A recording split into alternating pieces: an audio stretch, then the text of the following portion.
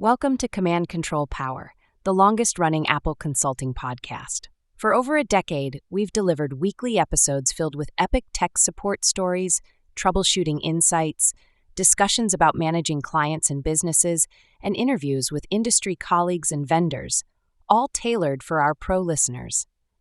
We also offer exclusive content through Patreon. This private podcast feed is designed specifically for IT professionals, providing valuable advice and guidance on tackling the more complex aspects of running your practice, working with clients and employees, and managing device fleets.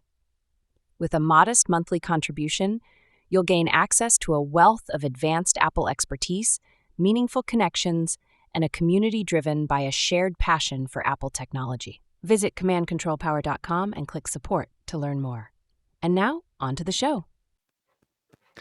Welcome to another episode of Command Control Power. How's your year going so far, Sam? We're well into January now. Matt had off for the entirety of the holiday break. Oh, yeah. I gave him off at the end of the year, and it was extremely busy. Yeah. I was so pissed that it was so busy. I was like, damn it. Yeah. But it was good. Everything worked out, and I think the start of the year has been off to a pretty quick start, too. So how about you? Nice. Yeah, pretty much the same for me. Busy, but manageable, which is good. Yeah, can't complain. It's good to get back into it after a little bit of a break, and the break is always really important. I feel it's busy all year, intermittently, I guess I would say, but you need a good reset once a year, so having a full time off. But so how does that affect you? Do you actually get a break during that time when this year you're managing for Matt, like covering for Matt kind of thing? Do you also actually close officially at any point? No, we really can't. So, but a lot of our clients, I've talked about this physical therapy client. They're open throughout, and when they have trouble, they have to be attended to. But it's usually quiet. It's just for some reason during this break, a lot of little things like people getting locked out of computers and this and that, internet outages with Optimum in the area. It was not great for just relaxation. So that made it difficult. Yeah. Yeah, I mean, it's always hit or miss, and I have a similar kind of policy. At the end of the year, we try not to book anything in advance. We just don't schedule, like, basically the week between Christmas and New Year's, and each year it falls a little bit differently. And so I give Tim the time off, but that means I'm still covering, because you can't just ignore everything for business clients, especially. And so, yeah, I end up covering when he's not on, and so we pick up the slack. But thankfully for me, it typically cooperates each year. There's always a couple things that come up that I wish I didn't have to deal with, but it's not like I'm inundated usually, because our business clients typically take off a similar week. So it's a little bit lighter just based on that. But yeah, nice. Glad we're actually well into it. Yeah.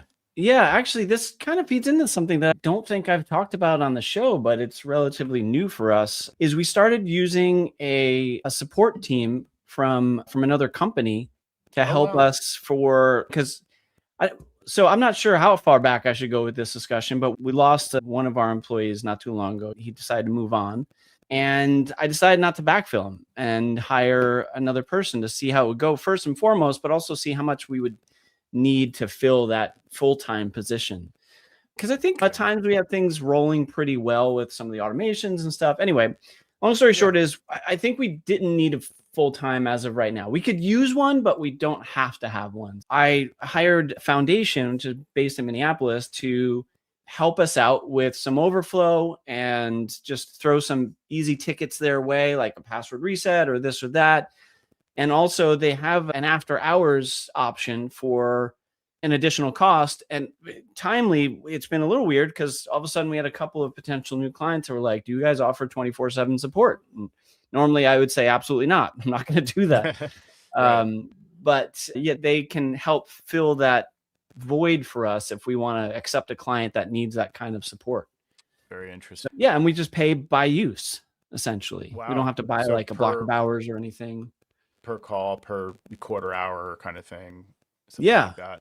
Nice. Yeah, it's been helpful. We haven't used them a ton, but I think I've talked to Matt about this, and that part of that is because we know that I can let's say Matt or I can do this in 5 to 10 minutes. I'm just going to get it done. Instead of I need to tell them a little bit more about the situation, and I could have fixed it by then. But I've been talking to Matt about it and saying that's the only way that we're going to help them get more acclimated to our systems so that we don't have to take that 5-10 minute call. What ahead, are their Jay. limitations, would you say? What would you, as an example, you could even be more generic. What would you say? Oh, no, that's something that we need to internalize and do ourselves versus you can offload this. Obviously, I'm having trouble with my battery, or I'm having trouble doing this thing in Word. Obviously, those are tasks that you can give to this company to handle. But what are some of the barriers that you have? I suppose if it's something that needs to be configured on the MDM side that isn't already there, okay, we need an app. So they have to go out to Business Manager, get the app, make sure it shows up, scope it, and do whatever they need to do. I think sometimes that could be doable, but it might be dicey if they haven't worked with that client before, or like new client onboarding or something, new user onboarding, where they might not be familiar with how that process works. We're trying to document better, but not perfect at it. So it's the level 1 stuff that we're throwing their way that can easily be, as long as they have the right access, anybody can do. So can you say more about that structure of the access, and also, just a couple of examples of the level 1 stuff that they've been able to do for you, like password resets or? Yeah. So we had to set them up with access to different systems like Microsoft Office or Adaptations or Jamf, and make sure that there's a service account for them available, and then test all those out. And we share a 1Password vault with them so that it can be easily accessed and changed and updated. And then we did a Slack Connect with them. So we have a Slack channel where it's our guys and their guys. And essentially we can post in that channel, say, hey, I'm going to throw a ticket your way. I had to change Zendesk a little bit so that tickets didn't go to everyone, because I wanted to exclude them. I want to make sure that they only get a ticket if we assign it to them. So it cuts down on their noise, and it also makes sure that we only send them what we approve of. So we had to, they took Sammy's spot as a technician in Zendesk, so we didn't have to pay for an additional license. Gotcha. So you can just manually assign tickets to them, and then, and with a little bit of context and like an internal note or something. Exactly. Every time I was like, we have to have some kind of context in there. But yeah, to your point, printer, a lockout, software that might not be in the self-service. They did take a call on a Saturday for us because something was wrong with the network, and then they reached out to me on my cell, and I had to help, but they were there as a buffer for me until I was able to get ready.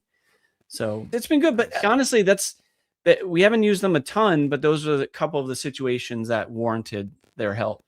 Yeah. That's nice to have that workflow established also in case you get really busy and somebody's on vacation or whatever. It's nice to have that kind of dialed in, tuned a little bit.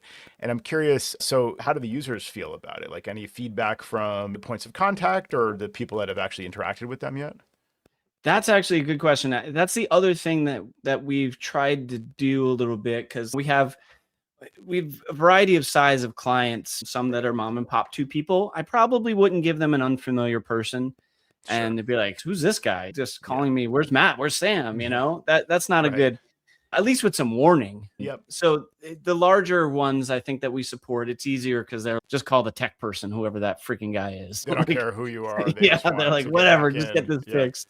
Yeah, totally. So those are the easy ones that you can be nameless. We're not nameless, but there's less of a personal familiarity, I'd say. Totally. Yeah. I had a client today who was, I got the big boss man. It's either me or my one other guy. I don't know about big boss man. I know, right? I'm a lowly tech actually, but anyway, it's. But they know you are. Yeah, you're the man. Yeah. I'm the founder, so I'm glad they appreciate that. But it just goes to show you they would probably be fine if it was just anybody, some new person on the team. To the point where like you mentioned with the mom and pop, especially when it's a very small company and they feel very supported by a boutique small company on the other side. They shouldn't necessarily trust, hey, I'm Jimbo from HCS. Sam never introduced, and Sam never mentioned Jimbo might call or whatever. So they probably shouldn't be just like letting this person connect unless they really know they're calling from your phone number and whatever else. Yeah, that's a good point too. Yeah. They should be wary of some other voice. That's a great new thing for this year that you have this new service set up. I think it was in my notes somewhere. I just forgot to talk about it until you mentioned it. And I was like, oh, this actually makes sense. One other quick thing that we added also is a couple of that physical therapy customer that I've talked about a few times. And there's another one that does like insurance stuff. They're a little bit on the bigger side. And they have some C-level people. They're all great, but like a little bit more important and need more urgent care and don't want to be bothered to put in a ticket. So the other thing that we did with them is we have a priority support phone number where someone live always picks up. Oh, wow. And yeah, so even if it's them on that side, just saying, oh yeah, and they're technical. They're not just an answering service. They can help with the problem. And they ate that up. They were, oh my God, we have a priority. We can call a tech and get a tech live. I'm like, yeah, this is all for you guys. That's very cool. Yeah, they really liked it. And that's the line that was called on the Saturday when everything was down. And they were psyched that they got someone technical on the phone right away. That is very interesting. I would love to be able to offer that as another tier for my managed service plans. Or again, you just make it as part of the deal to sweeten the pot, sweeten the offer to certain clients. Yeah, having it, again, like you mentioned, it's not appropriate for every client. Like I can't just have them answer all my calls. You get a lot of these very specific requests from your regular clients that know you and they just know whatever terms you're using to describe what the issue is. You know what they're talking about. But some random help desk is not really going to know how to handle this one-on-one type relationship with this local residential client. But yeah, if you could have it as an offering, I would think it would scale best for 10 and up or maybe 15, 20 and up. Have you made that kind of distinction in your mind about which clients this is appropriate for? Not an official number, but I think that makes sense what you're saying. Like something where where it's worth it, right? Where there's like enough people that all have this same setup and you can train the help desk into understanding that like Acme company here's your 1Password with all the details. Here's your account to log into their Microsoft 365 tenant and whatever else. And maybe it's a couple, do you put in notes about here's something you need to know about the company, or is it literally just like, here's how you get into their various services and have at it? I think that's what we do in the internal note situation, is because I haven't had a write-up of everybody, but that's why we always throw the context in the internal note. But I do want to consider at some point, if it becomes financially feasible, to have a support line where they answer for the company, like XYZ priority support, how can I help you? And they'd be like, oh my God, this is amazing. Interesting. It would sound cool. I think that would be a cool, like the client would feel super important. Right. Yeah, so I've been do they playing offer with this that a little bit again. Yeah, they offer did you do that? So you would have a list where if they call from this number, you know who they are. So you answer the phone accordingly. Yeah, okay. Like our Zoom, because our voice over IP is Zoom, it just forwards to their line. So they call our number and it goes over that way. So Joe and Sam, I don't know if you're paying attention, but Joe, Sam's client is called XYZ, and Sam, Joe's client is called Acme. So you might want to, just in case something were to happen. I actually used to have a client called Acme Idea Company. They were around for a while. Yeah. Nice. Wasn't that Anvil people? They made those anvils back in the day. There you go. Thank you, Joe. You were more subtle than my reference. Meep, as they would say when they would answer the phone. But no, I love this idea. I've been playing with this for a while. So we have this boutique consultancy, right? My biggest clients are like 20, 30, that kind of range. But most of my clients are like 5 to 10, if that, let's say around 5 for a lot of the smaller companies. And so I feel like my phone system should know who those people are. It's a set limited list, and it should be able to respond accordingly. If they're the following people, whatever those criteria are, I have RingCentral, right? So direct them to this extension and handle it accordingly. For example, RingCentral has this idea of an AI receptionist, AI receptionist. And the AI receptionist can have different skills. And one of the skills is being able to send a text message, and another skill is being able to schedule an appointment. And so if you link it to your calendar, it can schedule things right on your calendar. So this is like Sam's ultimate nightmare scenario, is like your calendar is hooked up to AI. Your clients can just call and schedule live. God, you give me a heart attack. And whereas Jerry's come one, come all. Here's my calendar. Here's my home address. But so for me, I'm somewhere in the middle, and I would like to be able to offer that, but just for certain clients. And so I thought, okay, I could have this AI receptionist be answering, quote unquote, answering like a certain extension in RingCentral, and I should be able to have incoming calls be directed to this particular extension, depending on the time of day and depending on, again, like specifically the list of clients. And okay, cool. So far, so good. How do I get that list of clients into RingCentral? Right now, I use Google Workspace, not Microsoft 365, but either one can connect to RingCentral. I use B-texting, as I've mentioned in the past, for texting, like from the group or whatever. So B-texting doesn't pull those from RingCentral directly, but they have a Zapier integration. So, contact gets added to Ring Central, Zapier triggers and says, add the same info to be texting. And then if it's updated in one, update in the other, and it's like syncing, you have to roll your own a little bit. So in theory, I was thinking I could have it where I add a person to Google Workspace, it automatically adds that same contact to Ring Central and be texting and MailChimp for that matter, and it all goes down the line. What I should have is like this, everything should just tie in. I should have all these services tied together. Maybe there's plugins for Google Workspace or direct syncing or whatever, plus Repair Shopper is yet another place that needs a list of contacts. Furthermore, what I'd like to do is not only have this entire list of all my contacts that are in Google Workspace, but I'd like to have some way of identifying which ones are subscribers and which ones are just people I've worked with in the past and which ones are not known to me. So Ring Central can respond accordingly. Again, but Ring Central, like they can do this. Okay, if they're calling from this certain phone number, then direct them to this extension. But you literally have to just type in the phone numbers. I can't seem to find a way of saying if they're in your contacts that came in from Google and they're in this label, if they're labeled accordingly in Google Contacts, in Google Workspace, labeled with my SIMAC Prime tag or whatever.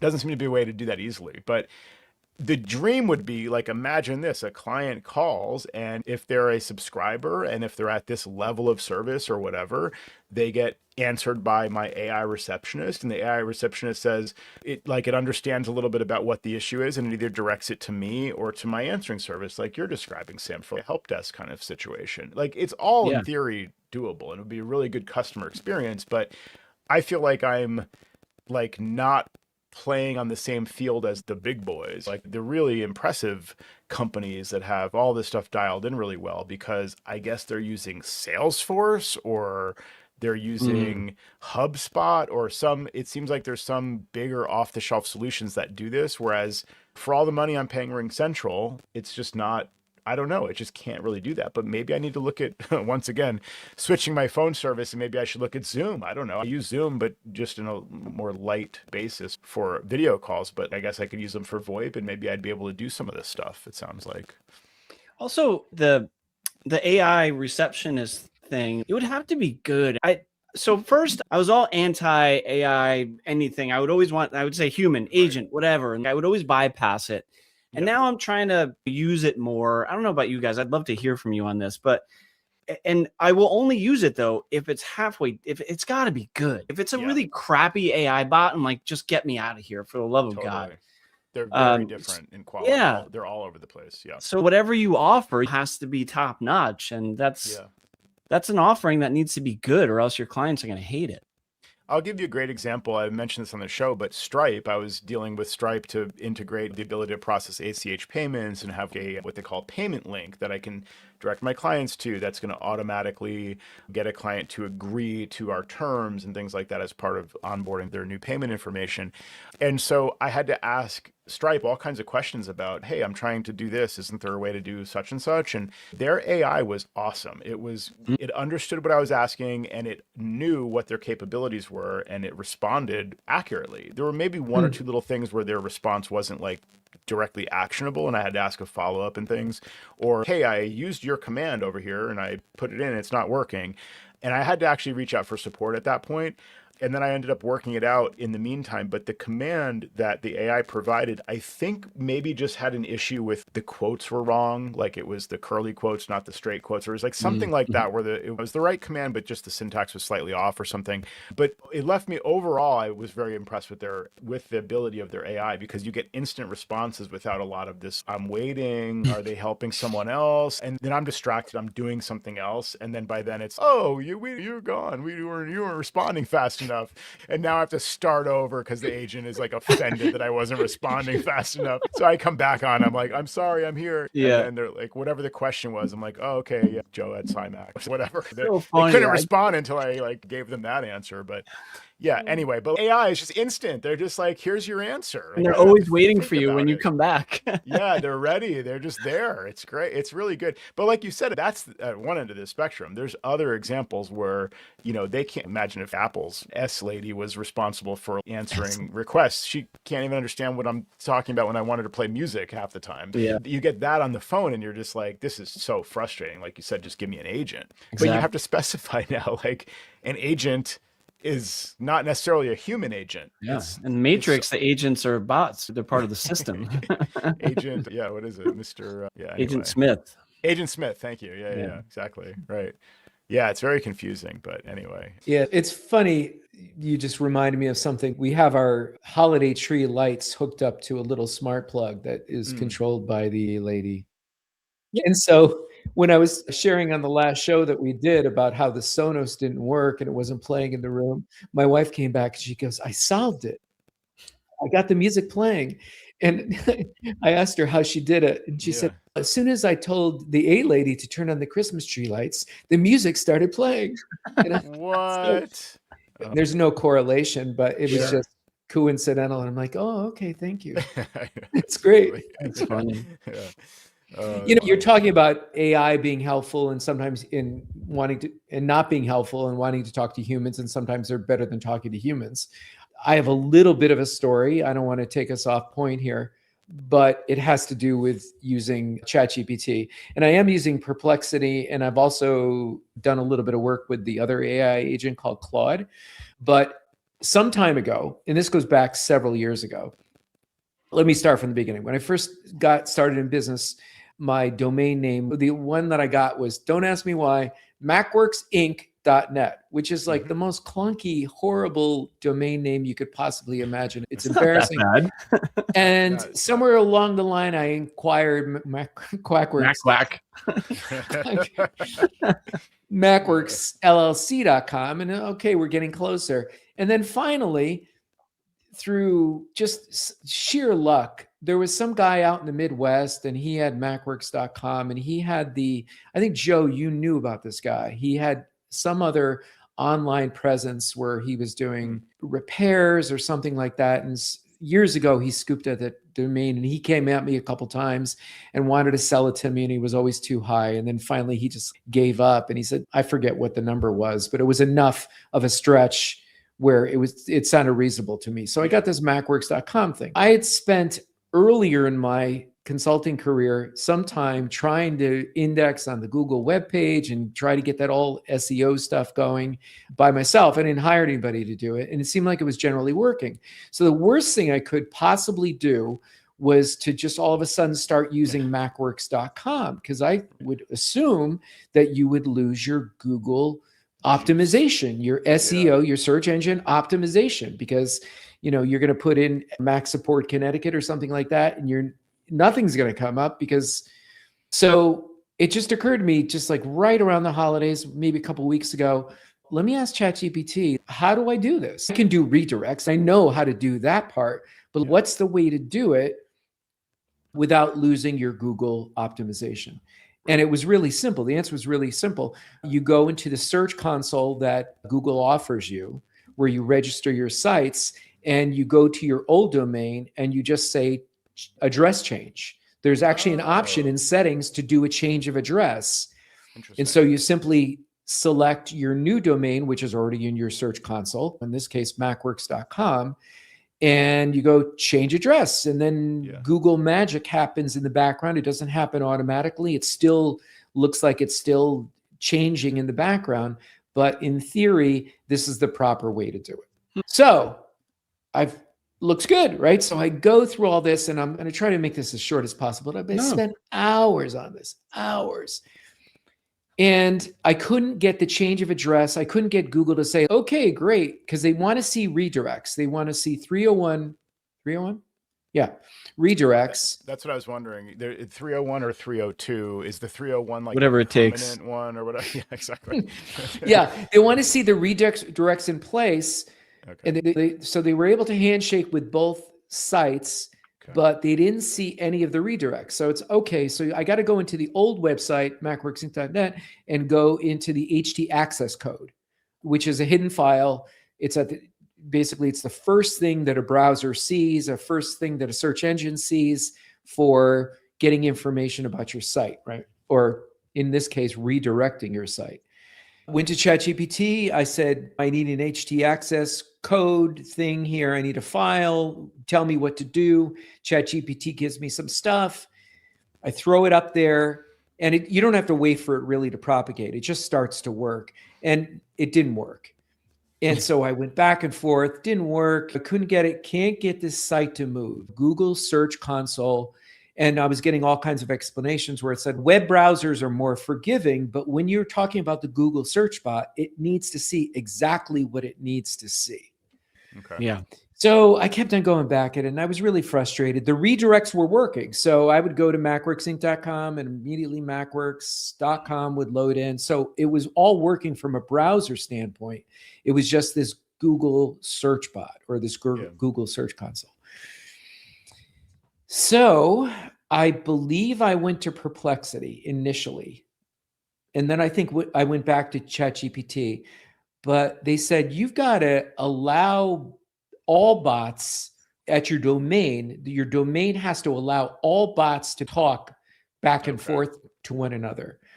And so I'd called GoDaddy and I talked to somebody from the domain registrar. My website is hosted at Pair. I talked to Pair, 3 calls with Pair. They were all very nice. They all tried to help, and no one had a clue. No one had a clue. They're like, oh, we just got to do a redirect. And I do a redirect at GoDaddy at my domain registrar, and that would make it worse. So finally, with one of these chatbots, this was the solution, was they said, you need more, I'm interpreting what they said, you need more granular control over your DNS, because it's always DNS, right? Yeah. They said, move your DNS to Cloudflare. Okay. And you can host one domain name, I believe, for free with Cloudflare. And you can create your own little console there that you can work with. And then the chatbot, not the chatbot, but either Perplexity or ChatGPT was telling me how to set up these special rules. First, allow all bots to visit your old site. And as soon as I started doing that, like, things were starting to work. And the magic was that you have this incredible granular control over your domain and creating rules and exceptions and redirects and all these things. And you only have this on a platform like Cloudflare.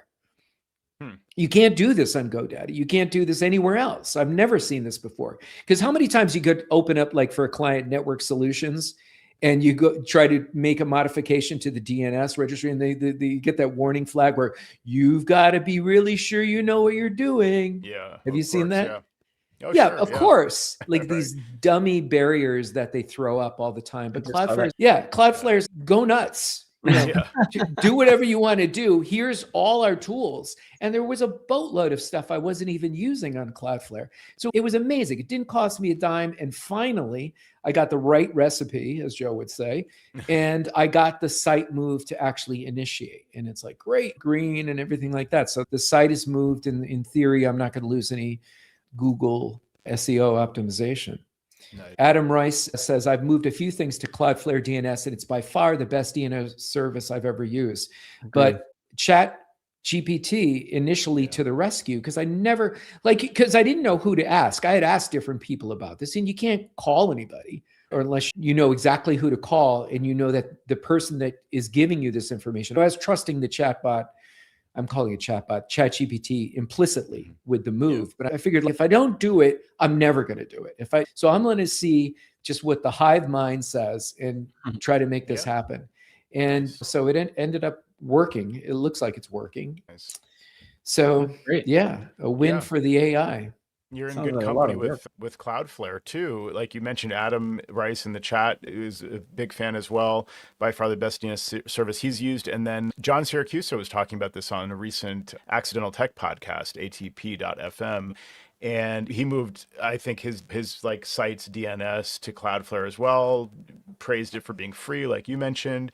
And also one of the things he was talking about was that it lets you configure SSL more easily, and they'll handle like renewals and things for you automatically. You don't have to set a reminder and all that stuff. So yeah, that seems to be the way to go. If you're moving anywhere, Cloudflare seems to be a good one to move to. Yeah, but everything is fast. Everything is easily accessible. Like you said, with SSL, with Let's Encrypt, it just automatically issues you an SSL certificate. It's really terrific. And nice. It's a really great experience. Speaking of domains, I've got a positive thing to mention. I have a couple of positive things because I've complained a little bit recently about different things with Apple software and updates, and we were complaining about vendors last episode about internet security, what am I saying? Internet service providers. So Do you know what ISP stands for, Joe? yeah, I used to know. Back in the days of Nobody Beats the Wiz, I knew very well. But the positive thing on this topic in terms of website hosts and DNS and all these things is a story that came from a friend of mine here locally where he has, like we all do, many of us do, we have a bunch of domains that we think someday I'm going to make a site on here and it's going to make me tens of dollars per month and it'll finally justify all the money I'm spending years later to continue to own this domain. So he's got a bunch of domains like that, and some in use and some not. And one of them that he decided, you know what? I haven't done anything with this. It's been, I don't know how many years, 5 or 10 years. So I'm going to let it lapse, right? I'm just going to, I give up. I'm going to just cut the bleeding kind of thing, right? So he lets this domain lapse. A couple days later, he hears from GoDaddy. And this is a positive story. GoDaddy support says, hey, I'm reaching out about your domain that you let lapse. If you want to renew it now. And he's, oh, of course, these companies, it's either, if it's not a how did we do email, Jerry complains about, it's a, you left something in your shopping cart or thing you decided not to buy. You should probably buy it. It's, leave me alone. So he's okay, ignores the call, whatever. And then I think it was a phone call. I think he mentioned they called back or sent an email, whatever. He ended up getting them.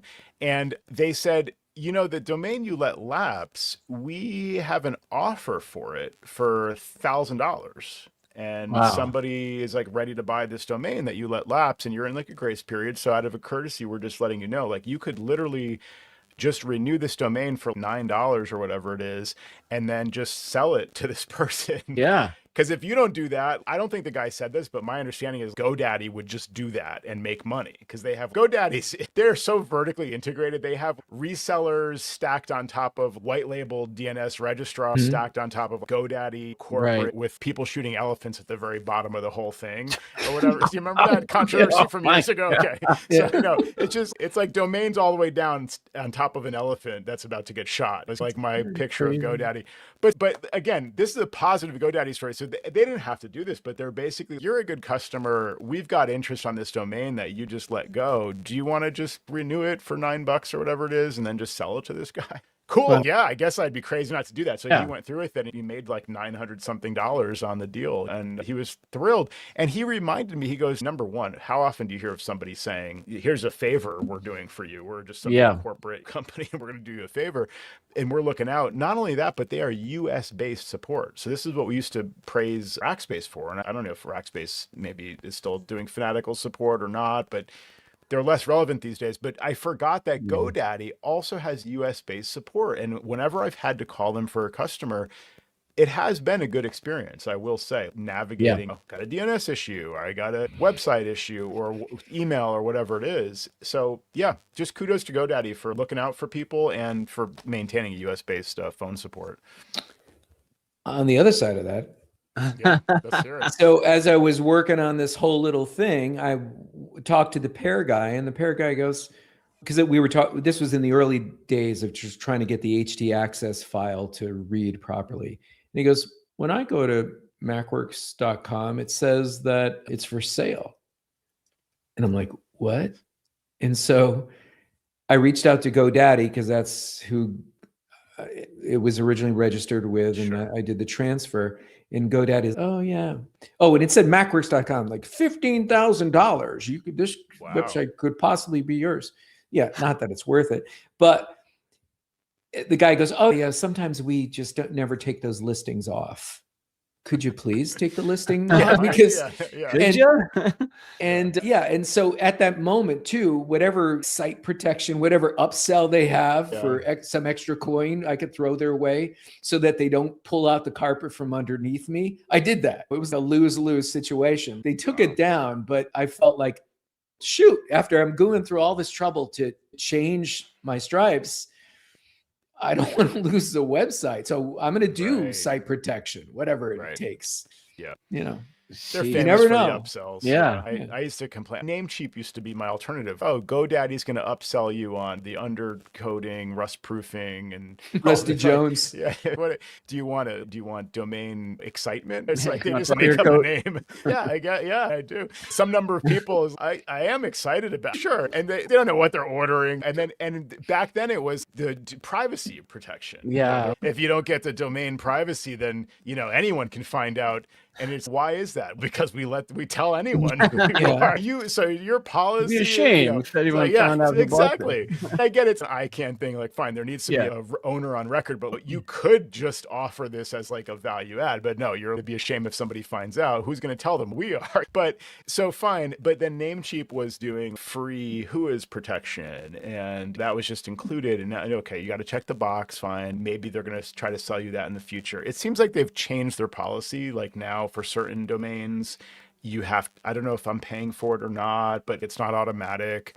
And there's a ton of those things. There's a lot of upsells now where you have to, I don't think they make you deselect them, but there's definitely hoops to jump through. Maybe Hover is the one now that's supposed to be cleaner. Hover is always giving you free site protection. Right. Yeah. That's probably where Dolly Drive is registered, because we never got any names off of that website. Right. They have site protection. Yeah. But that's a good, I had a domain story recently too, where I helped a client migrate a domain, all because they didn't want to talk to their previous IT person. They didn't want to have an awkward conversation or something. Yeah. Hey, we hired someone else kind of thing. So I had to go through all those hoops, and we were dealing with 3 different arms of GoDaddy. And there's GoDaddy, then there's secureserver.net, and there's this other, I can't remember the name, but it's, oh man, what is it called? But it's some generic sounding name that's also GoDaddy. And then there's Wild West Domains, which is, I guess, if it goes up for renewal and doesn't get renewed, that's like their reseller. So any great domains, because I know that's a reseller of GoDaddy. Yeah. Is it really? Okay. No, that wasn't that one, but yeah. All of these different ones came up. And so for one GoDaddy account, you have to log in at GoDaddy.com. For the one that was the white label service the previous tech guy was using, it was like secureserver.net, and I forget the other naming of this thing, but we had to sort that all out. And then there's a form that we got through the phone. We actually got through to phone support, and they directed us to this online form to say, I own this domain. Here's all the info that you know about me that you're supposed to have on file. And here's me holding my license, like one of those kinds of things, prove their identity. And it all worked out. It did go smoothly, but it helped uncover some of this behind the scenes of GoDaddy, of how there's these different arms, and they're all, and like they were being, let's call them shell companies. It's like a shell game thing. Yeah. Because one of them was, we don't know who that is. I don't know what, it's GoDaddy. You're all secureserver.net. I know that's owned by GoDaddy. Yeah, of course. It was just a really weird situation. All right. I got a pop quiz for you guys. Oh man. So before I get into the positive story about Apple, actually, first of all, while you're sweating about the pop quiz, we last talked about, okay, I'll get into that. First, I want to say Apple stole my idea. I had this idea a long time ago for a hand warmer app for the iPhone. It just does a lot of calculation to warm up. So during this time of year, it can keep you warm, right? In your pocket, just like a hand warmer. And eat battery. It's battery. a facetious idea, but it would work because these phones get pretty warm sometimes. I just think Apple stole my idea with the iPhone Pro. It's also a hand warmer. It's just built in now. Yeah, it's fine that they stole. It's like the flashlight app. Yeah, exactly. Yeah. So pop quiz: how do you take a screenshot on the Apple TV? I thought I should know this. Oh.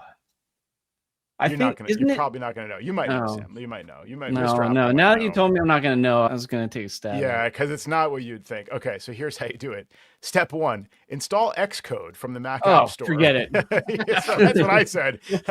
I'm like, click. I just took a photo of the screen. But yeah, I wanted to capture. I was watching that show you guys recommended, The Diplomat, and there was a scene that I thought was like really well constructed, and I thought, oh, this is great. I want to take a snapshot, and I don't know why I was gonna, but I just thought it was really cool. Like the videography of the thing. So this button is this, I'm trying different things and let me look this up. I should know this, but no, install Xcode, connect your Apple TV to your Mac with a USB-C to USB cable, open Xcode, go to the window menu, open the devices window, select your Apple TV and click take screenshot. So as simple as that. You just have to have it all plugged in at the time and ready to go. But yeah, there you go.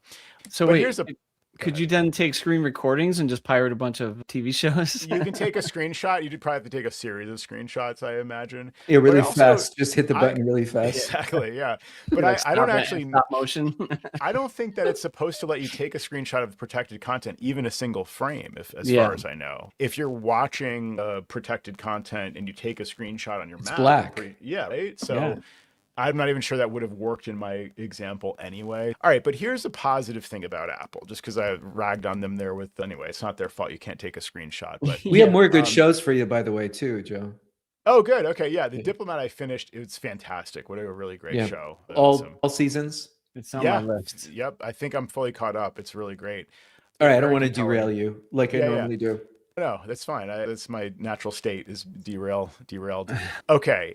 The Backtrack feature. Have you guys ever heard of this? It's part of the Compass app on the iPhone. It's called Backtrack. I'm sure this was on one of those, as they call them, bento box, catch-all feature. Here's new features in whatever. And Backtrack feature was like, I'm sure on one of those slides that Apple displayed either this year or last year, whenever this came out. But it popped up one day because I remember hearing about it, but I've never bothered to use it. So Ashley and I were out hiking. It was on a trail, like a well-established trail. And we got to the end point, like most of the hike was an incline, like a slow incline for 1.5 miles or 2 miles, leading to a view at the stopping point of this hike where we were going to turn around. So we got to the end and we thought, what elevation are we at? So I know how to tell the Compass app. So I go into the Compass app and just to check the elevation, and it pops up. This was actually, I'm sorry, I opened it up on my watch. And this popped up on my watch in the Compass app. You're in a remote location. Backtrack is available to help you retrace your path. Wow. Very, very cool. Okay, how does this work? So I tap on the little button they give you, retrace path, and it says, allow Compass to access your recent locations. This one-time access allows Compass to help you retrace, retrace your steps with Backtrack. So of course I allowed it to do that. Now, to their credit, it's retroactive because that would be really frustrating if you're lost in the woods and your phone's, I can help. Oh, too bad. You didn't give us permission. Apple would have never guessed that you want Apple to know your position in life, whatever. My sarcasm is because Apple is very careful about your privacy, including like their own apps having access to it. Why should we be special? We don't know. Why should Maps know where you are to tell me where I am? I don't know. Why do you have to allow Maps and why do you have to allow Compass and allow all these things to have access to your location? What's for your own privacy? I understand that, but Google would never bother to be so careful with your privacy. Yeah, exactly. So here I am thinking Apple's getting in their own way and this feature's not going to work the first time and I'm going to have to try this again later. But no, sure enough, when I allowed access, because again, the phrasing is access to your recent locations. So the watch was already keeping track of my recent locations. Did I want to allow the Compass app to have access to that recent locations list? So I allowed it, and sure enough, it shows now in the Compass app. The view, if you can imagine it, is a compass, as you'd imagine. It's showing your orientation of where you're facing, and it shows the elevation, which was good. I wanted to know that, a little over 8,000 feet. And it shows this little green track ending where you are in the middle of the Compass app and where you're facing, and the green track goes back where, because we basically, again, we're going more or less straight and we're looking out over this view. So I'm looking out over this view with the Compass app and I'm looking straight ahead, and literally behind me is the track that I could actually follow now to just go straight back to my car where I started. I guess it knows probably where the car is that was last connected over Bluetooth or CarPlay or something, and or it knows when I went from driving to walking, or it knows where the trailhead was. However, it knew where I started this little trek, right? So I could simply turn around and just follow this trail with nothing else, with no maps and nothing. I could just hold my compass on my watch and just point in the right direction and follow this home. So that's pretty cool feature. Yeah, really awesome. Did you have to enable to record your walk or your hike for that day? Because you know how sometimes 20 minutes into your hike, you get the notification, oh, I noticed you're doing something activity. Do you want to you're swimming? Yeah. Yeah, mine is funny because I'll go for these neighborhood walks all the time. As you've joked after the show, if it's still light out, it's a great time to go get some sun, right? So I'll go for a walk and it will usually 10, 12 minutes in, it's, are you doing an outdoor walk? Workout. Right. I don't consider it a workout, but sure, you want to record it as a workout, great. But every once in a while, if I'm crossing the street or something, I do a little jog across the street. It's, oh, you're doing an outdoor run. I'm like, Right away, yeah. I do walk fast, but Yeah. I've been walking, this is just a quick It'll pick jaunt. that up right away. Yeah, it But picks when that you up. wanted to, and the thing is, if you say yes, it only Yeah. picks it up from where you engage it. It It depends. does a like- little. Yeah, it does a little yeah. before. It's not accurate. Right. But- Which Yeah. again is I roll my eyes at Apple with it could do better. I get it though. Also, it's a balance between battery use on the privacy of knowing where you are at all times kind of thing, but also the battery life. It should know like where I left from. It knows that I've been basically in one location and then I went outside. That's where I started my walk, was when I went outside. But yeah, why doesn't it know exactly where I was at every point along the way? Because it wasn't using GPS up until that point, because it's using geofencing and maybe it didn't trigger until I was outside, whatever. It's just trying to manage battery life. But so the other thing is that it does ask though. So then when I went in, it says it can record your path and help you retrace it if you get lost, and you have the option to record path. So the interesting thing to me was that I didn't do that. It had, as it said, access to my recent location. So it had been putting little GPS breadcrumbs along the path, basically, but it can apparently record it much more accurately if you actually open the compass and just use the backtrack feature. So, Right. That's an option to trace it that carefully. If you want. That's fascinating. I never even Yeah. knew that was there. How about you, Yeah. Sam? No, think of all the times that people have actually gotten lost and the worst has happened and all this other. It's incredible to think of the fact that could be. But the fact is, we didn't know it was there. All of us didn't know it was there. So the person that could be lost one day with an Apple Watch might not know that their exit strategy is right on their wrist. Yeah, and you go to all these Apple secret symposiums where you find out all the cool stuff, Yeah, and we you still don't don't even know. know about it. You still don't know. How about But the again, worst app in the world is AllTrails? I can't get over how bad that is and how much they charge. If you forget to turn off at the end of your hike or your walk. Yeah, they're like, and you're really cruising now. You're going 40 miles an hour. Hello, can you guys realize that this is humanly not possible and just maybe figure out that I got in my car? Yeah. There's got to be some sort of program that they could figure out that a human can't go that fast. Well, I guess it records do you cycling use? or something. That's What true. do you Cycling. use? Yeah. Besides The AllTrails. other one is Gaia GPS is the only other one I know of, but I don't even know if that's as comprehensive in terms of, I don't know if it has trails in it. I don't use it for that because I use AllTrails. And Yeah, that's what I use. Too, Jerry. Yeah. It's a big hunk of junk. You pointed out recently, they upcharged everybody to give you access to features that they used to just give you with the lower plan. And then they sent one of these, we screwed up emails or whatever that they should have never required you to. But where it frustrated me was exactly the situation you're talking about, where if you either forget to start tracking until mile in or something, or more often you forget to stop tracking and you think that they could just tap you on the wrist and say, you're driving now. We stopped it automatically or whatever they want to do. They don't do that in all cases. Maybe there's some cases where they do, but you can edit it. So you can go back and you can say, actually, my starting point was over here. And I chop off the last 2 miles, which was me driving away from the trailhead. So you can edit it.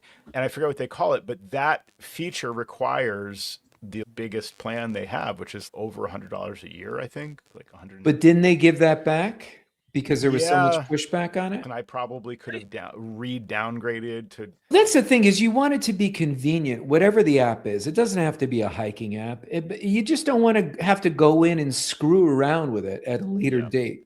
This is too much work. Yeah. Yeah. I do like their flyover thing though. If you do either preview the trail, they'll show you like, okay, you're going to be going up. Here's the little switchbacks and here's the ridge line. And so they show you what to expect. And then they can replay your own hike, which is really cool through it's like a fly through kind of effect. Jerry's not sold. Yeah, no, This is really nuanced for anyone who doesn't have this and is bored. Our apologies. But here's another annoying thing. Bored. So you do say you end the hike, you say finish, and then it's the next day and you're going out on another hike and they're still asking you how the trail was yesterday. Right. And then you can't dismiss it. And the only way I could successfully do it is to force quit the app and go Yes. back in and then hit the location and then it starts recording. You're absolutely right. Like, yeah. what a big hunk of garbage. That's like the how did we do and you can't opt Yeah, out. I was gonna say. But they're actually asking, how did you do? Like, how did you do? Oh, you got to tell us. You can't just, okay, 5 stars. Oh, great. What were the conditions like? Please give me a closed box. Yeah, So, yeah. And the closed box doesn't work. It's in the upper left-hand corner. It doesn't work. And they always say, way to go, Joe. Not in my case. I don't want you to say that. I don't want you to tell me way to go, because I felt like crap on this last hike and it wasn't good. And so you don't know. Leave me alone. Don't tell me way to go. I fell 200 feet to my death, and my next of kin is reading this. Way to go, Joe. That's like read the room, AllTrails. This is, yeah. I don't know. I know I have the same frustration. I'm glad I'm not alone. It's super annoying. Oh my God. I just want to.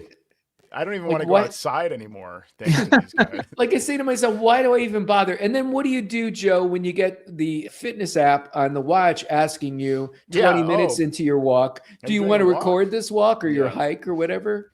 What do you think? This is, no, exactly. I actually don't know what the right thing to do is. I remember vaguely when the Apple Watch came out that whoever announced it at the time, probably Tim Cook with his prayer hands, was saying that they do they have a fancy word for this. I love when they do this, and I learn a new term, and they coalesce. I think this was the word and I didn't learn that word from Apple, but anyway, I can't even think of a word for it, but it's something coalescence, whatever, the perfect forward coalescence or whatever, where the step count of your phone and the step count of your watch work together to make sure that your step count is super accurate and they don't double count whatever. That sounds great, but what about this example? When you record a hike using an app on your phone is where you start it. And AllTrails has an app on your watch, but then like you said, the separate Apple, is it the fitness app or the work? Can't remember the name ever, but also wants to know if you're also doing a walk while you're doing a hike. Are you going to double count those steps? Are you going to give me credit for twice the number of miles? Would the AllTrails workout go into my fitness app if I didn't record the walk as a separate walk through that? You have to allow that in the health app. How much do I have to pay for that? Have I opted into that? I don't know. No, you have to go into the health app and allow that. I'm going to do that right now. I think doesn't the app prompt you to do that though? That's what I would think. No, because really? Are you sure? Not the AllTrails app won't prompt you for anything except for stupidity. No, exactly. Because why would then, if it was already in the health app, why would it then be even offering to record as a separate type of workout while it's already doing essentially a workout? I don't know. Yeah. Point. Apps. I don't know how to do anything. I love the way Joe's live troubleshooting. No, I can't. Like, what do I do? Here, wait. Let me see. You sound like a client on the phone. What do I do here? What do I do tap here? okay? All right, I'm in there right now. What do I? Yeah, so I've got AllTrails turned on. Okay. Active energy, cycling distance, flights climbed, steps, walking and running distance, work. There you go. All turned on. You're all set. All right, but then You're all set. Way to go, Joe. Way to go, Joe. How do I turn off the encouragement at the end of my workout? But I guess it's doing what it's supposed to do. It sounds good. What a piece of garbage. Just, they can't do any better. Am I right, Joe? It was better before, a year or two ago. Oh yeah. Even I've used it for years. I think 5, 6, 7, 8 years. Yeah. And in those early days, I remember having this feature where I could just go in and correct the end of the thing and say, okay, that was last year. Yeah. Right. And I went through that recently and they're like, oh, try out these great features called whatever it was, editing your workout. They call it something. And I'll try I'll try it, whatever. Okay. So it takes me to that screen. Cool. I can edit it. I'm editing it. And then you go to save, and to save this, you have to buy the thing. So to try the thing out was me wasting my time. So now they got me to pay for it because I just went in and painstakingly deleted I fixed my workout that they screwed up, and now they want to charge me to save that because they're just showing me what I could do if I paid for it. Sons of really bitches. annoying. Yeah. That's so I did really pay messed for it like up. a jerk. I paid for it anyway. And like just today, using that stupid app, I got a hustle for pay us more money, and you could identify that stupid plant that you're looking at. I love how we just devolve into criticizing every interface. Yeah, wasn't no this matter what. didn't this start This out is as like a hooray for positive. Apple story? This was a hooray for Apple. Compass app Backtrack is helping me find my way, retrace path. How did It's we a get here, Joe? fantastic feature, but yeah, the whole industry is just really frustrating. Honestly, I'm glad I'm not alone in all these little foibles and frustrations. It's a good word, foibles. I've always liked it.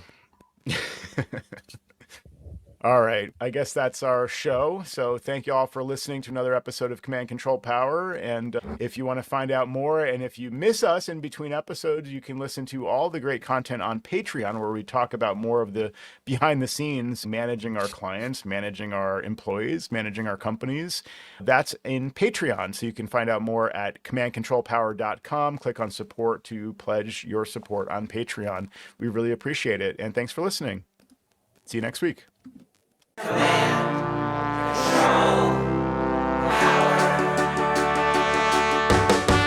Jerry does his voices of customers of all kinds. Am I on the cloud? Joe spins his deeply detailed yarns all the time. I have a whole story about this. Sam is on the road again, phoning in from a hotel. At least we know where I am. Half a century combined of Apple